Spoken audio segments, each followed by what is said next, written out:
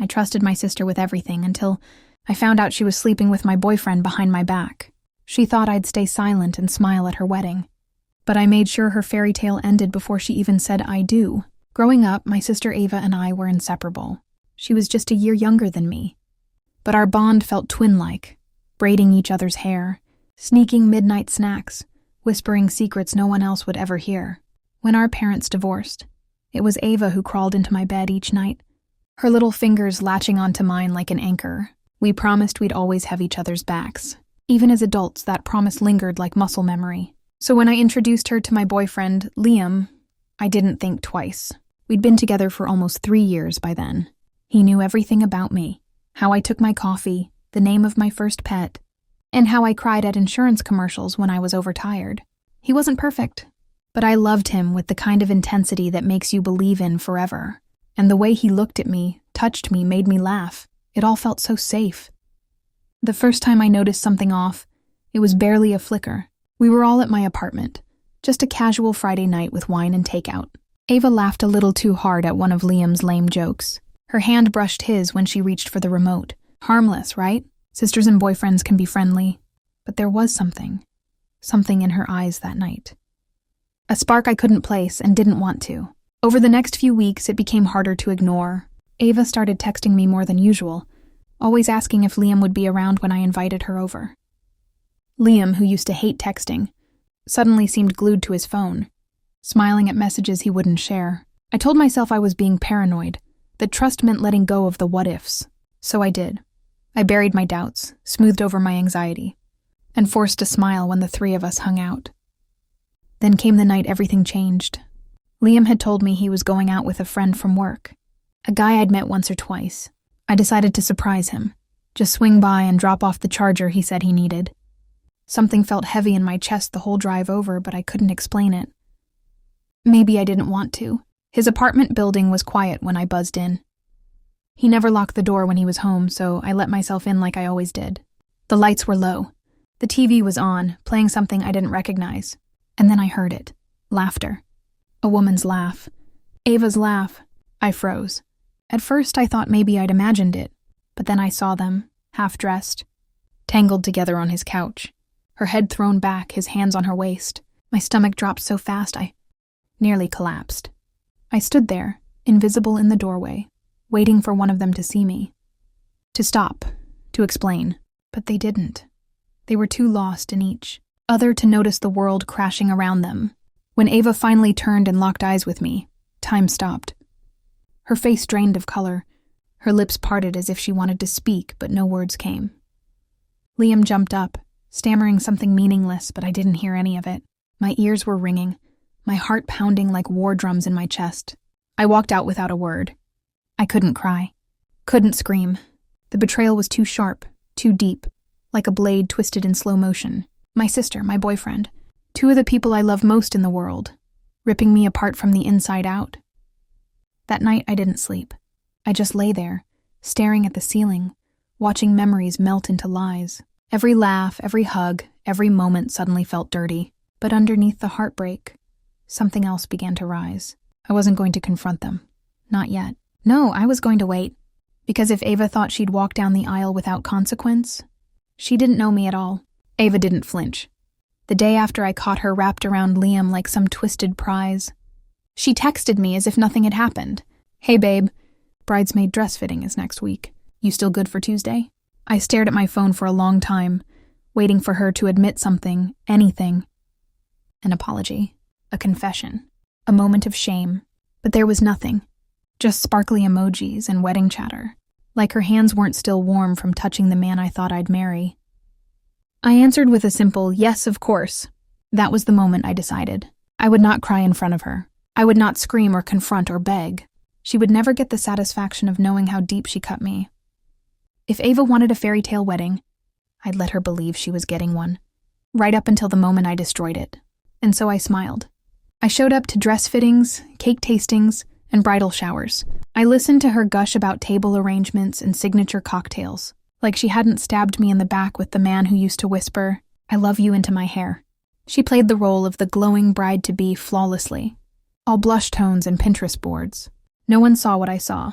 the calculated gleam in her eye, the way she monopolized every conversation, every room, like she was the sun and the rest of us revolved around her. I watched her flirt with her fiancé, Jason, a genuinely good man, loyal, gentle, painfully unaware. He adored her. Called her his angel in front of everyone. I wanted to scream every time he said it, but I didn't. Instead, I nodded, clinked champagne glasses, and helped her pick out lace for the veil that would hang over her smug little face. The rage sat coiled in my chest like a snake, waiting for the perfect strike. Liam, for his part, tried to act like it never happened. He texted a few times, always some variation of, "Can we talk?" or "You don't understand." I didn't respond. There was nothing to say. His betrayal was disgusting, but Ava's? That was personal. That was war. As the wedding got closer, so did the lies. Ava started posting overly curated photos on Instagram, her and Jason, kissing under twinkle lights, her holding his hand with the caption, "Forever starts soon." I wanted to reply, "Does forever include secret quickies with my boyfriend?" But no, that would ruin the surprise. You see, revenge is like a fine dress. It has to be tailored perfectly. Too early, and it loses impact. Too late, and no one's looking. I needed to break her world open at the exact moment she felt most untouchable. And that moment was coming. So while Ava obsessed over flower arrangements and debated the merits of gold versus rose gold cutlery, I was gathering evidence. Quietly, meticulously. The text messages Liam had sent me after I walked in on them, I saved them. Screenshots, dates, times, the location data from Ava's phone when she said she was at yoga but was actually parked outside Liam's place. I got it. I even managed to access some of her messages through a shared iCloud account she forgot we had set up years ago. All of it, every dirty little secret, stacked up in a neat digital folder labeled vows. I pretended to be the perfect maid of honor. Patient, supportive, generous. I stood next to her in photos, adjusted her dress, helped her zip it up during fittings. She looked at me with those same wide eyes she'd had since we were kids. Trusting, oblivious. Maybe part of her really believed I hadn't seen anything. Or maybe she was so used to getting away with everything that she didn't care. But I cared. And I remembered every detail. Every lie, every smug look. Every time she giggled like she had won. She thought this wedding would be the happiest day of her life. I planned to make it the one she'd never forget. It started with the texts. I scrolled back through every message. Liam had sent me in the weeks before and after I caught them together, reading them not as a heartbroken girlfriend but as a strategist. Every "I miss you" and "you're overreacting" became a piece of a larger puzzle, a timeline of betrayal, manipulation, and deceit. I screenshotted everything, careful to capture the timestamps, and saved them to a hidden folder on my laptop. Then I dug deeper. The iCloud account was my next weapon. Years ago, Ava and I had synced our devices so we could share playlists and photos. She'd forgotten about it, or thought I had. But when I logged in, it opened a vault of messages she never intended me to see. Conversations with Liam filled the screen, casual and crass. Her writing was sickeningly familiar, using inside jokes she and I once shared, but twisted now, private between them.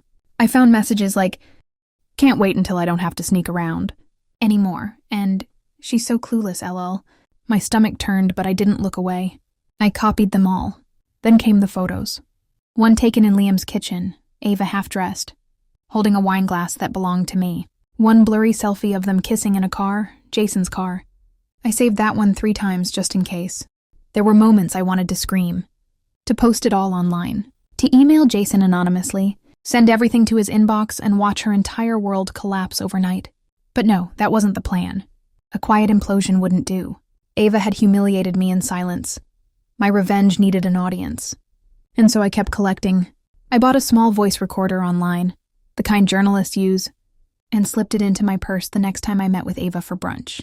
I let her talk, she always did, and gently steered the conversation toward Liam. "Have you seen him lately?" I asked, pretending not to care. She gave me a sideways smile. "Not since that night he texted you about the charger," she said, sipping her mimosa. "He's been kinda quiet since you ghosted him." Her tone was smooth, almost rehearsed. The recorder caught it all. Later, I spliced her voice with Liam's texts, imagining how it might play at a wedding reception, on a projector screen, right after the cake was cut. The fantasy kept me going on the nights I couldn't sleep, when the ache in my chest made it hard to breathe. Liam, meanwhile, didn't stop trying. He showed up at my apartment once, flowers in hand, eyes bloodshot and pathetic. It wasn't serious, he said. It just happened. I looked at him the way you look at a spider on the wall. Not scared. Just calculating.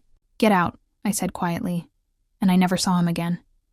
But Ava, she was bolder. Still texting me, still planning, still asking if I wanted to help write her vows. You've always been so good with words, she said. The irony nearly made me laugh. I told her I'd think about it, then spent the evening writing something else entirely.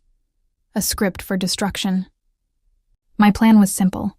The reception was to be held in a gorgeous garden venue, all white roses and string lights. After the speeches and the first dance, I'd ask for the mic. I'd pretend to toast her, my beautiful sister, the radiant bride, and then I'd press play. The screen would flicker to life, and the truth would unfold. The messages, the photos, her voice. A perfect collage of betrayal, stitched together by her own carelessness. It had to be that moment, surrounded by friends, family, love. That's when it would hurt the most. Not because I wanted to ruin her, but because I wanted her to feel everything I had. Shattered, humiliated, exposed. And when it was done, when the gasps settled into silence and her smile dropped from her face like melting makeup, I would look her dead in the eye, and I wouldn't say a word. The sun rose with a kind of cruel optimism on Ava's wedding day. It was one of those rare, perfect spring mornings. Crisp air, golden light, and not a cloud in the sky. Everything looked like it had been painted for a movie. The white peonies lining the aisle, the silk ribbons fluttering in the breeze, the soft hum of string instruments tuning up in the background. She couldn't have asked for a more beautiful day, and I couldn't have asked for a better stage. I stood beside her as she got ready, holding her veil as the hairstylist pinned it delicately into place. She looked radiant, glowing even. Her eyes sparkled as she looked at herself in the mirror, completely unaware that the world she built on lies was minutes from collapsing. I can't believe this day is finally here, she whispered, almost tearful. Everything is perfect. I smiled, nodded, and said softly, It really is. Jason looked nervous, but happy when he saw her walk down the aisle. He clutched his vows like they were lifelines, his eyes never leaving her as she made her way toward him. I watched it all, watched him look at her like she was the only woman in the world. And she smiled like she deserved it. They said their vows under a canopy of roses, exchanged rings, and kissed to the sound of polite applause and stifled sniffles. Champagne flowed, music played, and guests began to loosen up as the reception kicked off. Toasts were made, heartfelt, sweet, and full of promises. Ava laughed at all the right moments, her hand resting lightly on Jason's. I kept my distance, waiting.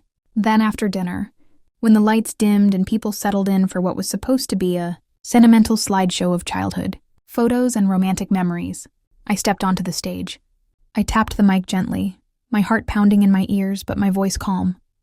Before we move on with the slideshow, I said, my eyes fixed on Ava, I just want to say a few words about love, loyalty, and truth.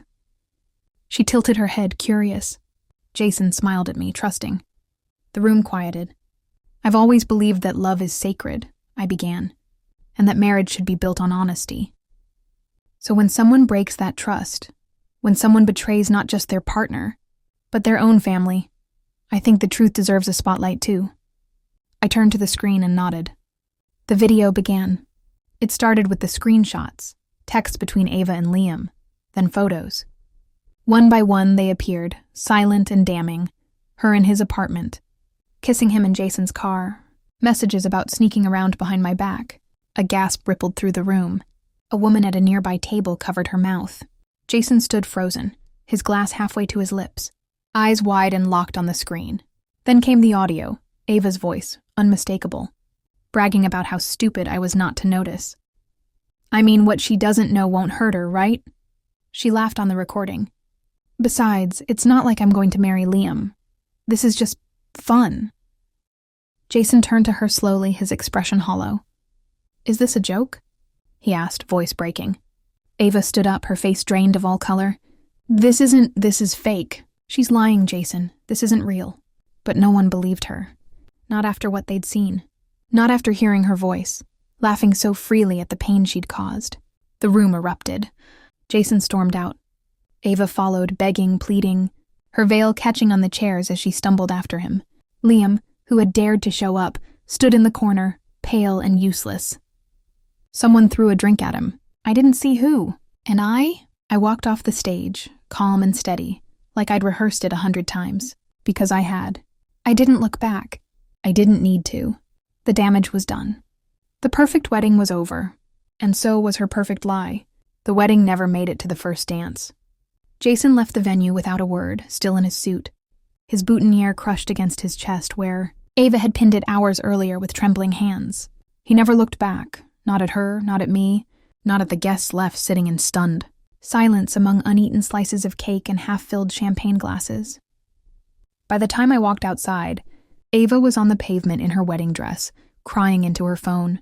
Her makeup had melted into dark streaks, her veil was torn, and her voice cracked with desperation. She was calling Jason, over and over, each time getting his voicemail. She didn't notice me standing just a few feet away. Or maybe she did, but she couldn't bear to look. The fallout came fast. Jason's parents pulled him from the hotel that night, their disappointment louder than any words spoken. My own parents were horrified. At Ava, at me, at the entire situation. "You couldn't have waited?" my mother asked, her face pale and tight with shame. "You had to ruin it like that?" I didn't respond. I didn't tell her that I had waited, that I'd given Ava every chance to come clean, that I wasn't the one who ruined anything. I just held up the mirror. Ava tried to spin it, of course. She told people it was a misunderstanding, an old fling, a setup. She cried to friends, begged family members to take her side, even claimed the messages were fake. But there were too many receipts, too much truth, too many witnesses. Jason was gone, and so was the fairy tale. For a while it was chaos. Family group chats exploded. Friends picked sides. My parents stopped talking to each other for a week. I stayed quiet through it all, letting the dust settle without stepping into the storm. I wasn't interested in arguing anymore. I had already said what I needed to say, just not with words. In the weeks that followed, Ava moved back into our parents' house. She stopped posting on social media. Her glow was gone, replaced by silence and shadows. We didn't speak. I saw her once at the grocery store, hair in a messy bun, eyes swollen. She turned down another aisle when she saw me, and I let her go. Liam tried again. He left a letter in my mailbox, long, apologetic, filled with phrases like, "It was a mistake, and I never meant to hurt you." He even wrote, "I miss us." I burned it in the sink, watched the ink curl into ash. There was no us left, just a girl he broke, and a woman he'd never touch again. For a long time, I asked myself if it was worth it. If the look on Ava's face when the video played was enough, if Jason's heartbreak, our family's fracture, and the silence that followed had truly brought me peace. Some nights, it felt like it hadn't. Revenge doesn't heal you. It doesn't fill the hole betrayal leaves behind. But it does something else. It stops you from pretending. And maybe that's enough. I started taking long walks, writing again, breathing again. I redecorated my apartment. I joined a book club. Small, mundane things that slowly stitched me back together. There was no grand transformation, no dramatic glow-up or whirlwind romance. Just stillness, honesty, a new kind of quiet. And then one morning, I woke up and realized I hadn't thought about Ava or Liam at all the day before. That's when I knew I was free. Not because I destroyed them, but because I finally chose me.